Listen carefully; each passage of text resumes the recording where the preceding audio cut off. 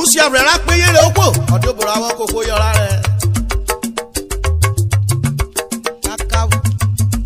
Usiavwe rakpo afara yare. Bawele o Usiavwe rakpo afara yare.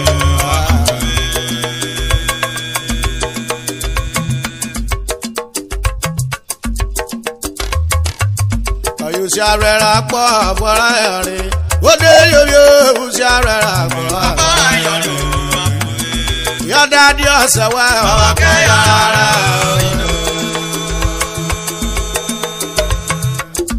your daddy only okay. Ojila Lord okay. Odi tenant wo worry okay. What the okay, your daddy fun mi obi lo do do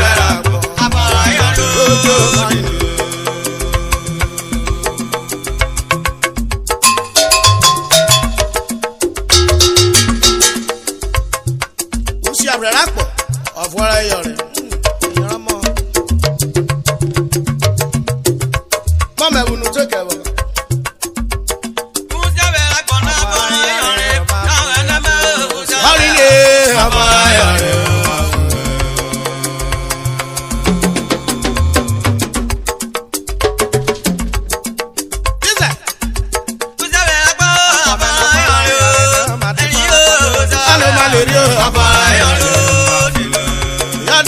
Say well, okay.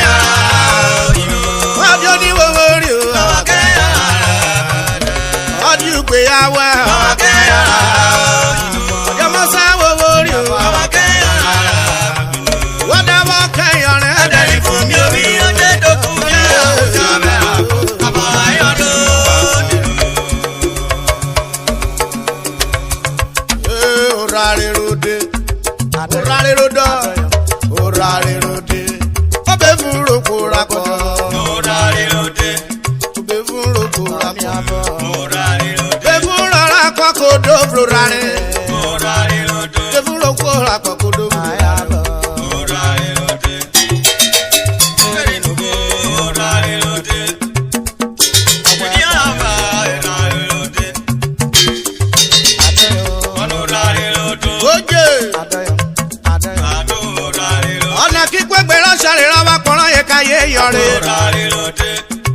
Kemu ránṣẹ́ ìlàrúwẹ́. Ayẹ̀rọ̀yẹ̀ bẹ̀rẹ̀ àpárá. Wẹ́nugbé obìnrin èmùnà. Ọ̀ṣàrẹ̀ náà ó bí sẹ́rù èmùnà. Ọbẹ̀ fúnra yẹn ọbẹ̀ rọ̀nà yẹ. Ọba pọ́nrọ̀ yẹn ọbẹ̀ rọ̀nà yẹ. Ọbẹ̀ rọ̀kẹ́ yọrí. Àṣàwẹ̀ fún àyẹ̀rọ̀ kú ọdún òbòrè blárẹ̀. Ajẹ́wé fún lọ́ṣàrí ó pọ̀ ní òbòrè jọrí oró.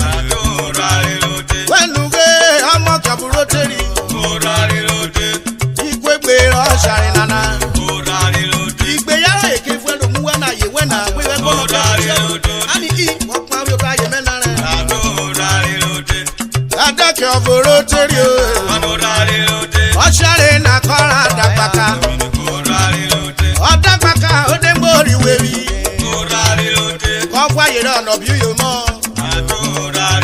Ọ̀rí ibósù owó kúrò àsánà. Omi pọ̀ ìbò kò rí rẹ̀ bẹ̀rẹ̀ dé. Ó kú èrè pé nínú ẹ̀dẹ̀ òrùlé ẹ̀ ọkọ̀ sílò. Etí ìkọ́yédé pọ̀kọ̀ náà kí n yára kí.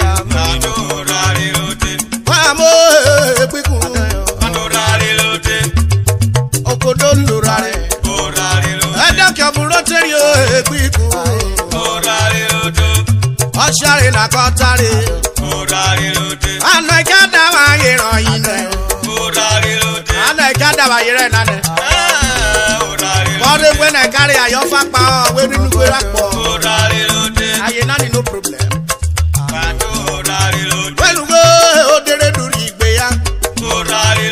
Wọ́n fún ìgbéyà rẹ̀ léjè yóò tọ̀. Ẹ̀dẹ̀ nà tẹ́lẹ̀ ayé yára rẹ̀. Wẹ́nugbé wúfi rẹ̀ wẹ́rà yé nana. Wúfi rẹ̀ wẹ́ nà kọ́kọ́ sàmì o. Alọ́ṣàdà náà jẹ́ ògbónú nẹ̀. Ọ̀kárí àyọ̀ fapá àbẹ̀rẹ̀ fẹ́rí yóò ṣe àfẹ́rẹ́ náà. Ọgbàrá rẹ̀.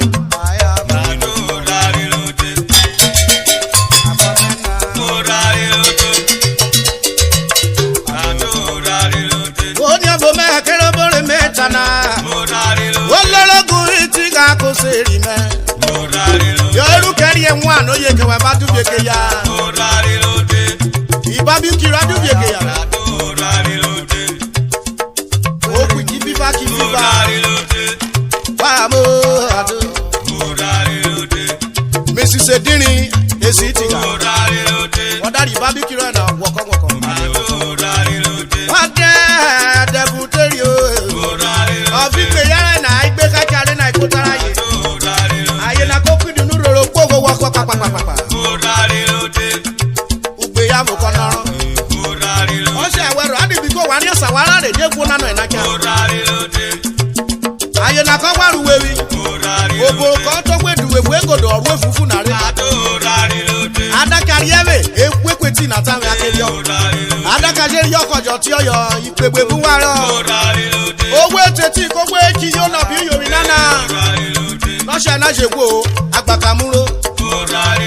Lenu pe oro ba poro ekaye. Oro ba poro e ki la lodun yari o. Oro ba poro e ki tenati. Disagree udoro mi yeruwe.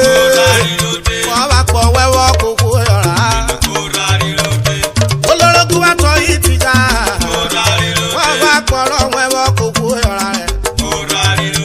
Eri yo ni yo merewa. Be furo ko ra ko kudunu ra re.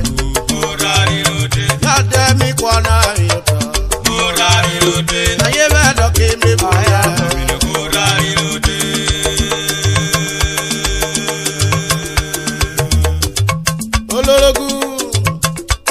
Ato esi itiga your motto of a proto kingdom. Odaye Mrs. Elo esi itiga. Ani mi yeri ni oburaye Chief Matthias esi itiga. Your eru keriye of Agbaro kingdom. Comrade Gabriel Omafope Yosi Origo 1 Obe Pastor Ayo Abraham Okenarie G.O.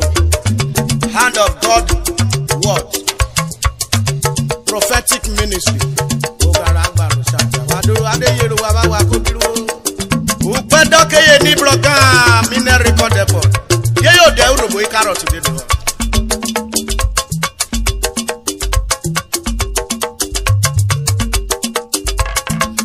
me tell me sambo Para bele me tell me sambo